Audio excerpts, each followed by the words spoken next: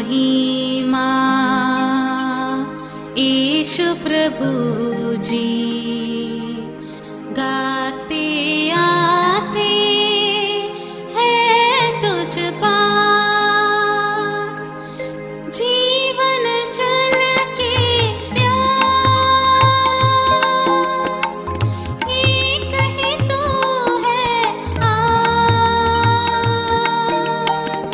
जग निर्माता मुक्तिदाता जीवन जल देखा जीवन जल देखा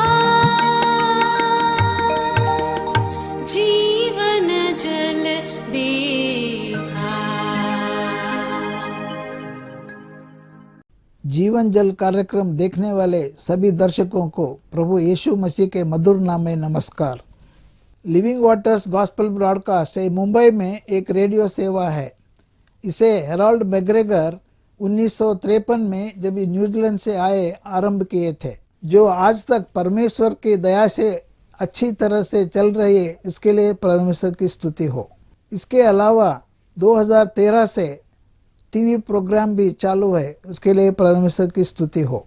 मुझे उम्मीद है कि आप ये प्रोग्राम देख रहे हैं और परमेश्वर का आशीष पा रहे हैं और आपके जीवन में भी परमेश्वर का महान योजना पा रहे हैं। हमारे कार्यक्रम का ये मुख्य उद्देश्य जो परमेश्वर का वचन बाइबल में जो लिखा है उसको समझाने के लिए है। परमेश्वर का वचन कहता है, आप सत्य को जानो और सत्य आपको स्वतंत्र करेगा। प्रभु यीशु मसीह वो सत्य है, जिसने उसे जाना है वो स्वतंत्रता पाए हैं। हम वही उसका ही गवाही है और हमारे जैसे कई लोग यीशु मसीह को पहचाने और स्वतंत्र हो गए हैं। क्या आपने प्रभु यीशु मसीह को आपका उद्धारकर्ता जाना है? जो आप जीवन जल प्रोग्राम निरंतर देखते रहे और आशीष पाते रहे। परमेश्वर आपको आशीष दे। धन्यवाद। जीवन जल कार्यक्रम देखने वाले सभी दर्शकों को जगत के उद्धारकर्ता प्रभु यीशु मसीह के पवित्र नाम में नमस्कार। यूहन्ना अध्याय 7 और पद 37 में पवित्र शास्त्र बाइबल में इस प्रकार लिखा हुआ है, यदि कोई प्यासा हो तो मेरे पास आकर पिए। जो मुझ पर विश्वास करेगा उसके हृदय से जीवन के जल की नदियां बह निकलेंगी। क्या आज आप जीवन में प्यासे हैं या सच्चाई की खोज में हैं? प्रभु यीशु मसीह आज आपके प्यास को बुझाना चाहते हैं और आपके सवालों का जवाब देना चाहते हैं। तो आइए आज परमेश्वर के वचन को सुनने से पहले अपने हृदय को तैयार करें और इस मधुर संगीत का आनंद उठाइए।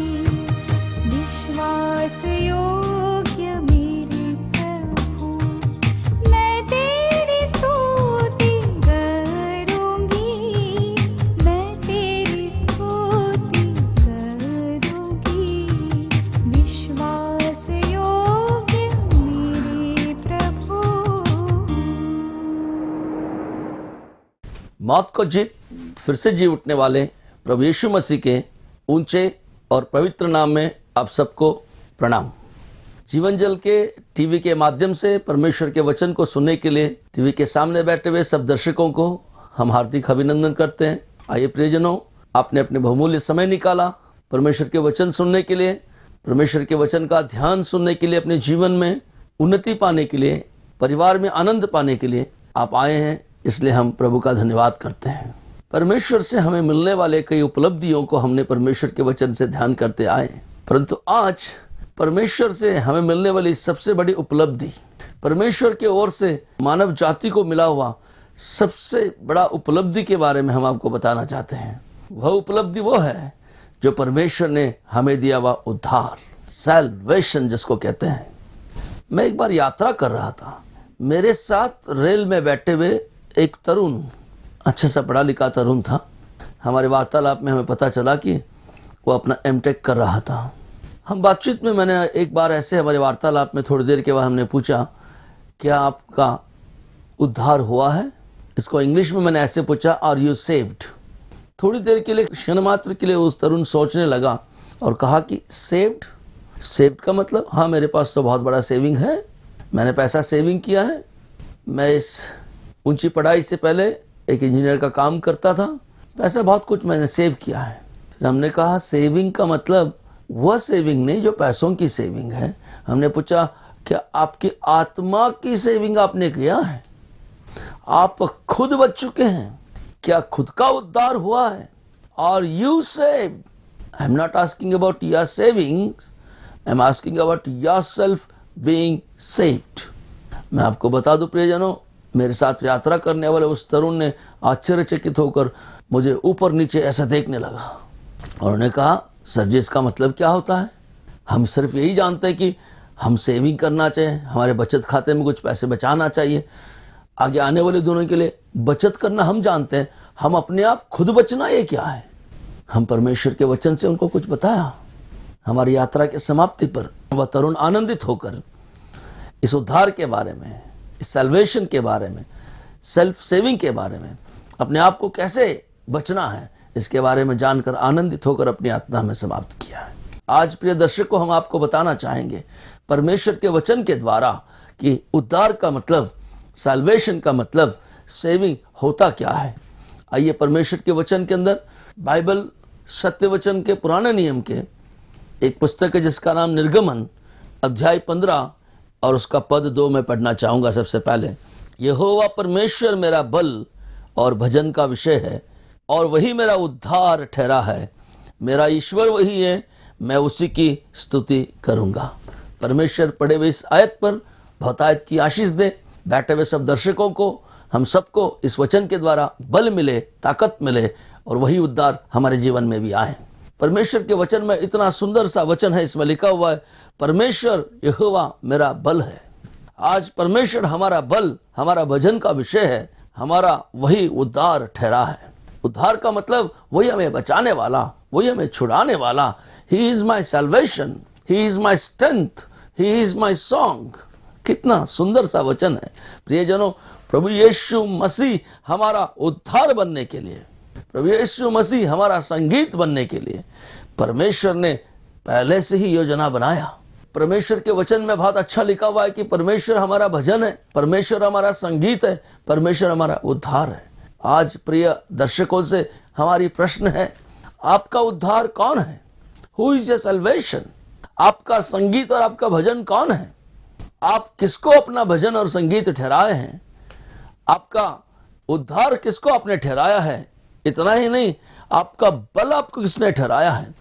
संसार के कई लोग अपने ताकत पर बल, अपने बल पर बल, अपने पैसों पर बल, अपने रिश्तेदारी पर बल की घमंड जताते हैं, परंतु आज हम बता दें, परमेश्वर का वचन कहता है हमें परमेश्वर यहोवा के बल में घमंड जता सकते हैं। परमेश्वर के उस बल पर हम आनंद मना सकते हैं। परमेश्वर का बल ही, परमेश्वर का वह संगीत ही हमारा उद्धार बनता है।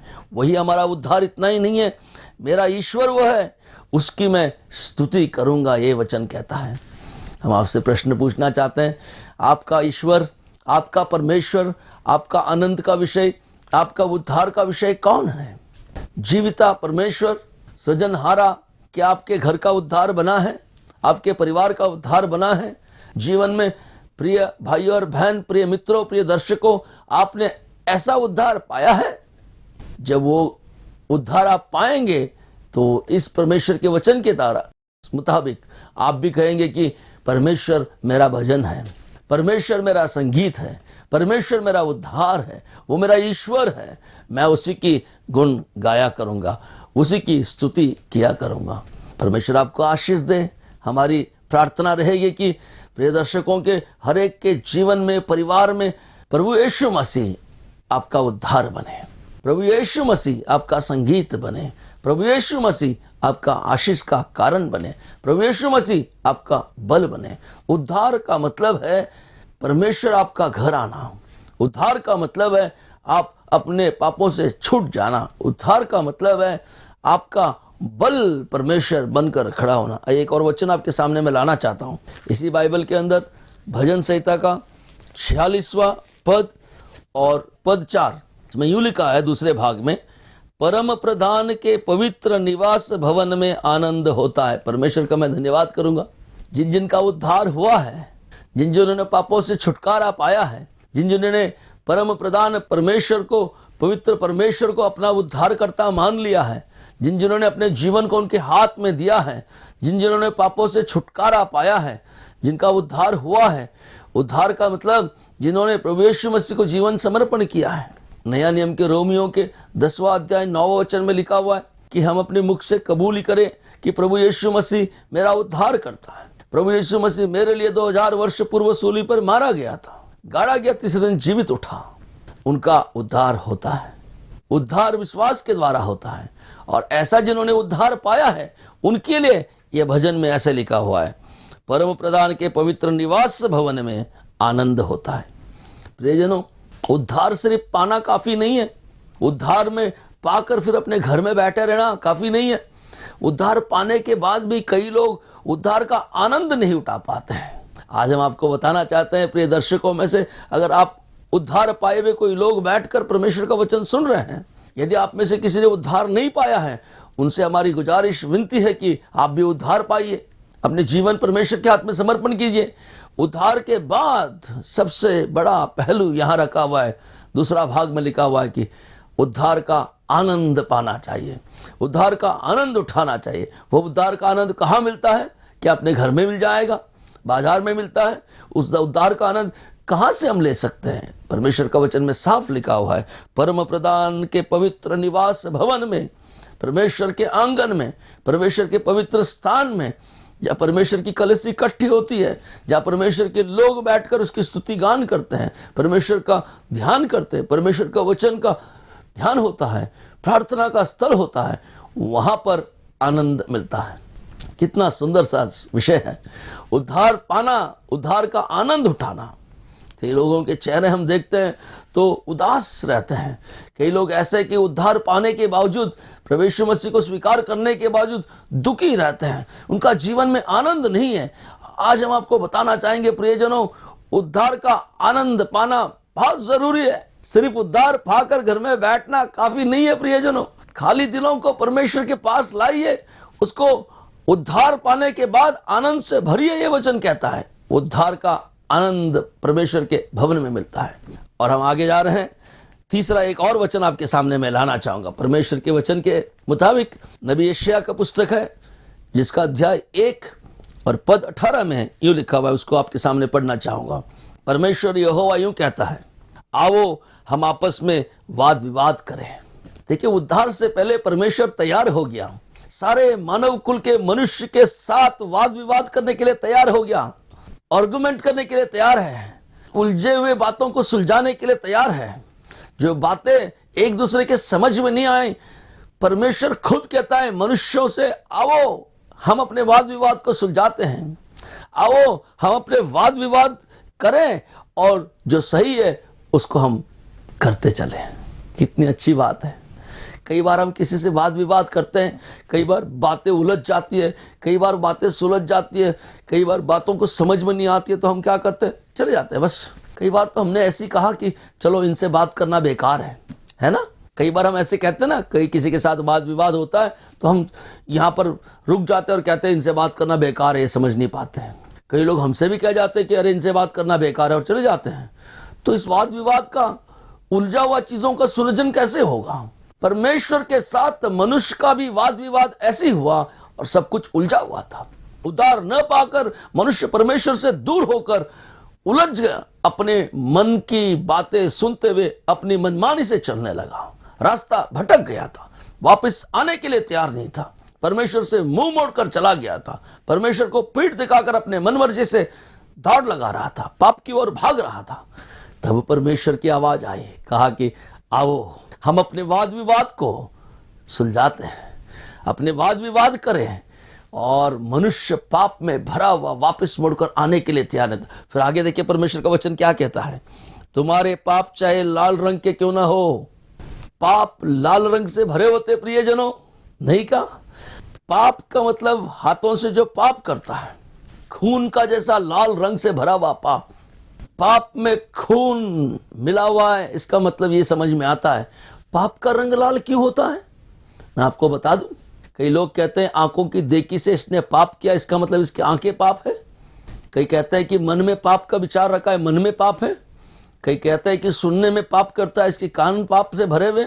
नहीं प्रियजनों, पाप की परिभाषा हम आपको बता दे, लाल रंग का क्यों ना हो, ये परमेश्वर क्यों कह रहा है मैं बता दूं।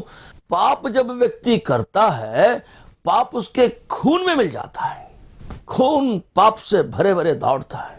आपके पाप लाल रंग के क्यों ना हो तो भी उन्हें हिम के नहीं उजला बनाने के लिए परमेश्वर तैयार है। कितना सुंदर वचन, कितना बड़ा दिलासा देने वाला वचन, कितना बड़ा आनंद देने वाला वचन उद्धार के लिए। प्रिय मित्रों, प्रिय दर्शकों, आप में से अगर कोई ऐसे बैठे हैं जिन्होंने सोच रहे हैं कि बहुत बड़ा पापी हूं, बहुत भयंकर पाप किया हूं, बहुत भयंकर हत्या किया हूं, मेरे हाथ तो पूरे पाप से लाल रंगे हैं, कहीं चुभ गए हैं, कहीं बाहर नहीं आ पा रहे हैं, और आपको ऐसा लगता है कि मुझे छुड़ाने वाला कोई नहीं है। सांसारिक रीति से आपको दंड तो मिल सकती है, परंतु आपकी आत्मा का जो दंड नरक की ओर जाना था, उससे बचने का एक रास्ता है प्रियजनों। प्रभु यीशु मसीह के पास अगर आएंगे आप, परमेश्वर की आवाज आपके तक पहुंच रही है। आज इस टीवी के माध्यम के द्वारा जो आप बैठकर परमेश्वर के वचन सुन रहे हैं, परमेश्वर शायद आज की इस वचन की योजना आपके लिए बनाया हो। प्रिय भाई, प्रिय बहना, शायद आपके लिए बनाया हो।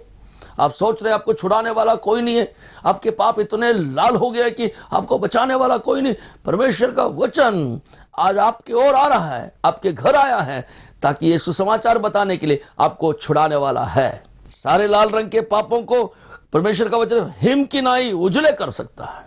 और नीचे लिखा हुआ है, और चाहे अग्रवानी रंग के हो तो भी वो ऊन के समान श्वेत बना सकता है। परमेश्वर का हम धन्यवाद करेंगे। आपके पाप कितने ही गंदे क्यों ना हो, कितने ही लाल क्यों ना हो, आप पश्चाताप के साथ परमेश्वर के सामने आएंगे। आप उन पापों को क्षमा के लिए परमेश्वर के सामने आके घुटने टेकेंगे।